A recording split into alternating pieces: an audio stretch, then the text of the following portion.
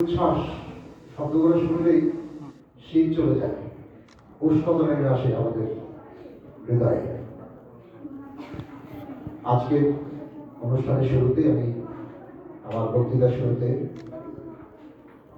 জুলাই আগস্টের যে যারা আন্দোলনে যারা শহীদ হয়েছেন তাদের স্মৃতির প্রতি বিনম্র শ্রদ্ধা জানাচ্ছি। অনুষ্ঠানে উপস্থিত আমাদের এই মাটিভাঙ্গা ডিগ্রি কলেজের প্রিন্সিপাল স্যার আছেন, শিক্ষক মন্ডলীর সদস্যরা, আমার জেলা তথ্য অফিসের সহকর্মীবৃন্দ এবং এই তরুণরা এখনো হয় নাই, এখনো কৈশোর চলছে নাকি, কিন্তু তারুণ্যের আহ্বান চলে এসছে তাদের মধ্যে। এই এই কৈশোরকেই তো প্রস্তুত করতে হবে। তাই তারুণের উৎসব নিয়ে মাটিভাঙ্গা ডিগ্রি কলেজে আসতে পেরে ভালো লাগছে। আরেকটা বিষয় আমাদের স্যার বলছিলেন যে মানে কাকতালীয় হলেও যে পিরোজপুরের মধ্যে আমার মনে হয় বাংলাদেশের অনেক ইয়েতেই আবু স্মৃতি মঞ্চ তখনও গড়ে ওঠেনি যখন মাটিভাঙ্গা কলেজে হয়েছে। এই দিক থেকে মনে করি যে কাকতালীয় হলেও আমাদের উৎসবের আয়োজনটি সার্থক। আমি আমার ব্যক্তিগত পক্ষ থেকে, জেলা তথ্য অফিসের পক্ষ থেকে এই কলেজের প্রিন্সিপাল স্যার, শিক্ষক মন্ডলী এবং ছাত্রছাত্রীদেরকে অভিনন্দন জানাচ্ছি যে তারা অনেক শুরুতেই এরকম একটি স্মৃতিমঞ্চ গড়ার প্রয়াস নিয়েছিলেন। আমার ভালো লাগছে আজকে এই কলেজে এসে। আচ্ছা, আমি একটু বলি যে আমি স্যারকে বললাম যে স্যার ক্লাসের সময় তো প্রায় শেষ, আমার হাতে কতক্ষণ সময়? স্যার বলছেন আপনি বলেন। যদি বলতেন আপনার হাতে 3 মিনিট সময়, ভালো লাগতো। বক্তৃতা দিতে ভয় লাগে, কিন্তু এখানে যে 3 জন বক্তৃতা দিয়ে গেল না, মানে আমি খুব বিমোহিত। এই ফারজানা, আমিন এবং লতা এত স্মার্টলি এসে বক্তৃতা দিয়ে গেল। আমার মনে পড়ে যে আমি যখন ইন্টারমিডিয়েট করি তখন আমার এই হাঁটু কাঁপতো। বিতর্ক করতাম, ছোটখাটো 2-1টা পুরস্কারও পেয়েছি, কিন্তু হাঁটু কাঁপতো। আমি দেখলাম তাদের হাঁটু কাঁপে নাই। আর তামিম তো আমাদেরকে একটা ইয়ে দিয়ে দিল, লজ্জা দিয়ে দিল। লজ্জা ঠিক না, আসলে আমাদের প্ল্যানে ছিল এটা, কিন্তু গোছগাছ করতে গিয়ে ক্রনোলজিক্যালি আমাদের একটু হসপস হয়ে গেছে। তো তামিম আমাদেরকে সেই বোধটা দিয়ে দিল যে না, আমাদের নীরবতা পালনটা আগে করা উচিত ছিল। তামিমকে সাধুবাদ। আমি যেটা বলছি, আমি মাটিভাঙ্গা কলেজে এসে আমার খুব ভালো লাগছে। আমি আসলে অনেক কলেজে গিয়েছি, চাকরি সূত্রে হোক, নানা কারণে হোক, আমার এই বিতর্কের কারণে হোক, আমি বিভিন্ন জায়গায় গিয়েছি।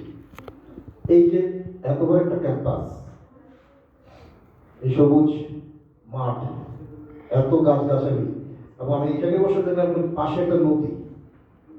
এই যে একটা মানে পরিবেশের আবহের কারণে কিনা জানি না, এই এই ভিতরে বোধহয় অনেকেরই একটু মানে একটা সুপ্ত প্রতিভা আছে। আজকে বক্তৃতার মধ্যে দিয়ে বোঝা গেল তারা লিখতে পারে ভালো, কারণ তাদের যে ইয়েটা দেখলাম, যেটা পড়ে শোনালো খুব স্ট্রংলি সেটা রিটেন এবং বলেছে ভালো।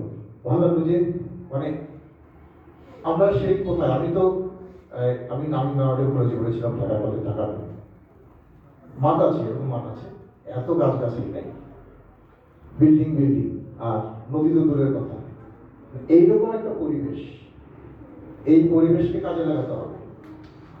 আমরা তারুণ্যের যে উৎসব করছি, তারুণ্যের যে আমরা কথা বলছি, কেন বলছি? আজকে আমরা একটা ডকুমেন্টারি ফিল্ম দেখলাম, সেখানে আমাদের বিজয় উল্লাস। ডকুমেন্টারি ফিল্ম দেখে কি মনে হয় না এরপর আমাদের ভাবনায় আসে না যে এরপর মনের মধ্যে একটা প্রশ্ন আসার কথা যে তারপর রক্ত দিলাম, প্রায় 2000 তাজা প্রাণ ছুটে গেল, নতুন সরকার আনলাম, আমরা এরপর কি করবো? এরপর তরুণদের কাজ কি? আমাদের প্রিন্সিপাল স্যার যে আক্ষেপ করে বললেন যে উনি কিছু আক্ষেপের কথা বললেন, যেগুলো আমি মনে করি যে একটু আমি স্যারদেরকে আমি তুমি করে বলতে চাচ্ছি, স্যার না, ছাত্রছাত্রীদের জন্য বলছি যে তোমরা যারা কিশোর বা তরুণ, তাদেরকে জাস্ট ধাক্কা দেওয়ার জন্য কেন আক্ষেপ করবেন? উনি বললেন যে তোমরা প্রস্তুত হও। কিসের জন্য প্রস্তুত হও? দেশ গড়ার যে ভূমিকা সেটা রাখার জন্য। কিভাবে প্রস্তুত হতে হবে? প্রস্তুত হতে হবে আমাদেরকে যে আমরা আমাদের ভাবনাগুলোকে আমরা শানিত করবো, আমাদের বিবেককে আমরা আরো বেশি তাড়িত করবো। কিভাবে? একটাই উপায়, পড়াশোনা। শিক্ষার কোনো বিকল্প নেই। আমরা এই সমন্বয়কদের কথা বলি, জুলাই আগস্ট অভ্যুত্থানে বা যারা পিছনে কাজ করেছেন, তোমরা নিশ্চয়ই একদিন জানতে পেরেছো তারা কিন্তু অনেক পড়াশোনা করে ধীরে ধীরে ধাপে ধাপে একটা জায়গায় চলে এসেছে, একটা জায়গায় নিয়ে এসেছে। আন্দোলন করতে গিয়ে তারা কিন্তু হুট করে কিন্তু মারামারি ভাঙচুর করেনি, শান্ত একটা আন্দোলন ছিল। পরের দিকে গত সরকার সেটাকে আর সামাল দিতে পারেনি, গুলি করেছে, মানুষ খুন করেছে, ছেলেদের উপরে জুলুম করেছে, যে কারণে এটা একটা রক্তাক্ত আন্দোলনের রূপ নিয়েছিল। কিন্তু ধাপে ধাপে তোমাদেরকে সেটা সেই এই এই এই জ্ঞানটা আনতে হবে, অর্থাৎ প্রস্তুত হতে হবে নিজেকে।